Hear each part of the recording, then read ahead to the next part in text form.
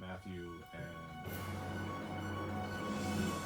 that's in New York City, like Scandinavia.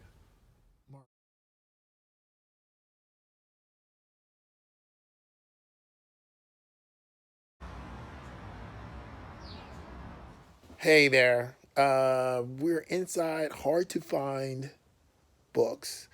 So my Wi Fi is not what it could be. So we're just going to record this and we're going to upload it later. It's kind of ironic. This place was the building's not hard to find, but in here finding books is hard to find. It's like irony's layered here.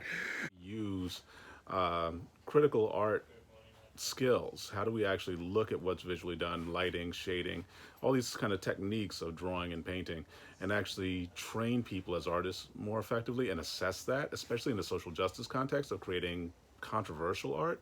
So seeing that and seeing the way they kind of create this uniformity here is one thing, and that's helpful for any kind of faculty, even prior to the college level. But that's particularly the thing. I'm teaching a doctoral class, and so they're creating multimedia products this summer. And what they're about to do as soon as I get back to New Jersey is they're taking their written content that's largely about issues within the school district or within a school building, and we're going to be talking about how do you render that visual, Right. how do you provide a soundtrack to that content, how do you make it a multimedia experience to train other faculty to deal with similar issues. And so those kinds of conversions about how do we take the skills represented in a section of this bookstore, but then translate that into what we're actually doing back at our universities and in our local school systems. That's why it's really great that we get to have this opportunity.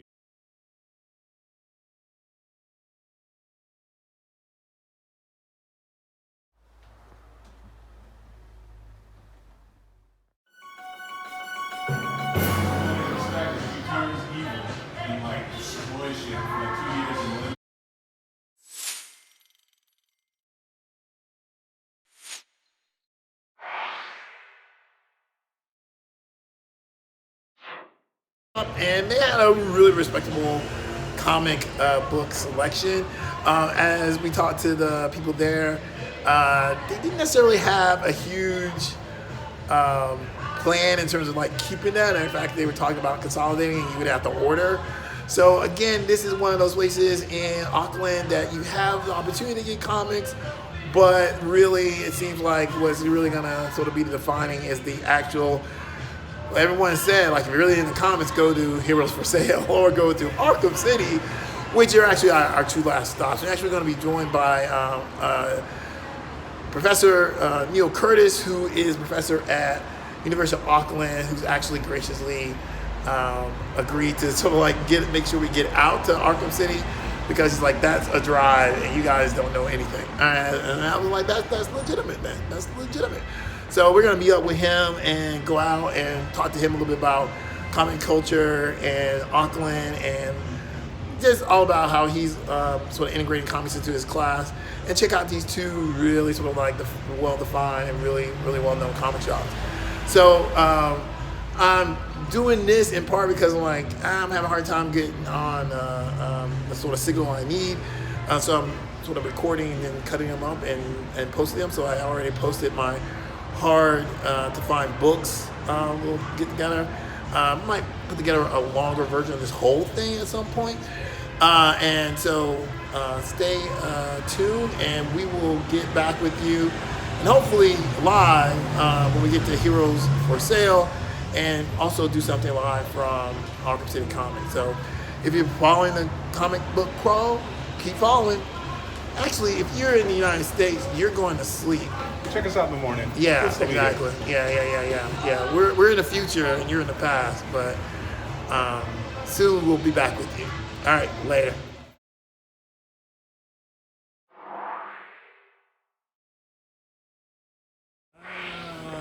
Here we are, Arkham City Comics.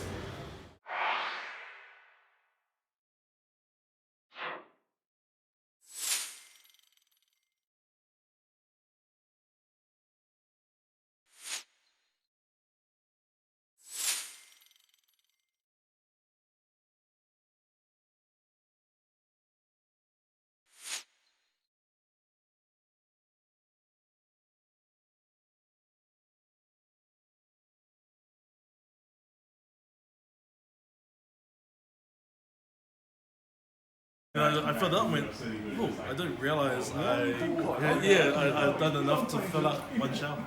And I've sold out, there's a couple of spaces there, I should be able to put in like the Southern Heritage, a couple of copies of what left. And stuff, but yeah, so I can't read comics as much as I used to because I'm too busy drawing.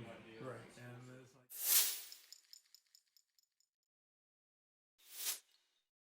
like, So we didn't get the video on the Wakanda Wu-Tang. So how do you see that connection between those two things? Wakanda and Wu-Tang, like, same vibe, same kind of ferocity, like in the character and the way they split rhymes. Yes. That vibe, that tribe mentality as well. Yes. You got the Wu-Tang and then you got the Wakanda people, and the fact that the Wu-Tang are huge comic book fans. Yes. Like it made sense for Marvel and Wu-Tang to work together to create some amazing apparel. Like I was like, I'm a huge fan of Dennis Cowell. Yeah. And for the longest time, I didn't realize he was black. Like, right? Yeah. But I always loved his work, and then when I found out he was black, I was like, that's even cooler. Yes. Same with Brian Stelfreeze. Yeah. Right? I always loved his artwork, and then I remember Colin Wilson, who's a very famous New Zealand comic artist. I showed him my artwork, and he was like, "Oh, you got elements of Brian Stelfreeze in your work." I'm like, "Oh, damn!" And but the fact that Brian's black as well, like that's even cooler. As a Samoan comic book artist, like Polynesians, like you have some Hawaiians, which makes sense. America is very much close proximity, but like being in this part of the Pacific, having professional comic book artists, like I feel like it's just me. You're trailblazer. That's it. And so I very much identify with a lot of the people of color. Yeah. I know. There's like kinship there. Yeah. Like Sanford Green. Yes. is a good friend of mine. Like, and it's just really just camaraderie. And I absolutely love his work. Love Bitter Roots. Yeah. We're all feeling that. Yeah. Stuff like that, and so like I always feel more connected to the creators of color, because I feel like they understand where I'm coming from, as a so-called minority. So my end of that, right? I came up basically when Priest reinvented Black Panther. Yeah. I got in tight with him and was building out kind of how those stories could evolve, and we were just back and forth online for years and years. And then cool. when Hudlin came, I got real tight with him, and then that spelled out all like the Jalia that's in the film. Like I literally proposed that in 2007. I was like, "Yo, how are you gonna have Wakanda and there's no like spiritual world that grounds all these people and keeps them connected?" Like. For me, when I saw that in the film, I just started crying. Yeah, it was just like it was the most beautiful thing. So watching the film, right? Like when they're at the waterfall and you got all the tribes and all the colorful garb. Yes. Like I know it's African, but to me it felt like Polynesian. Yes. Because like in Samoan culture, there's a dress called a very colorful dress called the pulutasi that the women wear.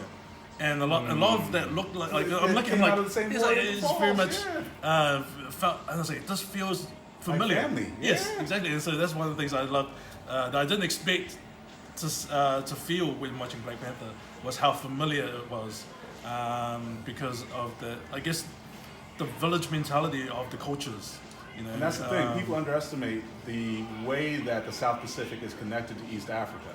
Like there's an ancient tradition of people coming back and forth across the Indian Ocean that no one really actually explores and discusses. But I'm going to get you in trouble on this last one. My last question for you. That's cool. Dwayne "The Rock" Johnson. Yep. So he kind of blends this. He represents this connection that we're talking about. He's got this African American heritage. He's got this Polynesian heritage, and they're playing with that in this film coming out next month. This Hobbs Hubs and Shaw, Shaw. yeah. Yep. So he goes to Samoa. How does the community of artists, folks in the Samoa, Polynesian community, see The Rock? Like, how do y'all... We absolutely embrace it. Yeah, If really? we're related to him, we will happily proclaim that. I'm not related to him, but like it's amazing because essentially the biggest action star, the biggest actor in the world is Polynesian. Yeah. And half Polynesian, half black. Yeah. Like how crazy is that? Like that's a pretty choice. never predicted that, right? Exactly. And so we love the fact that he also really embraces both halves parts of of his yeah. life, He wears it on his sleeve, like literally, like on the Yes. skin, he wears it. And the fact that they've incorporated that into Hobbs and Shaw, I know a whole bunch of us Like lining up. Yeah, especially when he there's that moment where he's like, "Ma, where's the guns?" And there's Polynesian, like traditional Polynesian clubs and Yes. war. Yeah. I'm like, yes. Rep it. It's like people be like, oh damn, because that's what we used to beat each other with. Like literally, my sons got yeah. fired up at that scene. It was like, Yeah. "Yo, Dad, we gotta go see it." We Yeah, gotta you go see, it. and those are actually proper clubs and weapons used in old Polynesian times. Wow. And so like to see that and for them to use it like in a badass way, people are just like, oh damn, Yeah. these Polynesians, like they're used to seeing Polynesians being these being other- brutal on the sports field, Yeah. but now it's just like, yeah, this is the Yeah. stuff we used to use. Fighting for freedom. Yeah. Literally. So yeah, no, Polynesians like absolutely love, the come up of Dwayne "The Rock" Johnson, Jason Momoa. Yeah. And That's just where the world is coming to the Yeah. doorstep. The respect is deep. yeah, and so we're loving that stuff. So yeah. See, that's why you had to do this combo right there.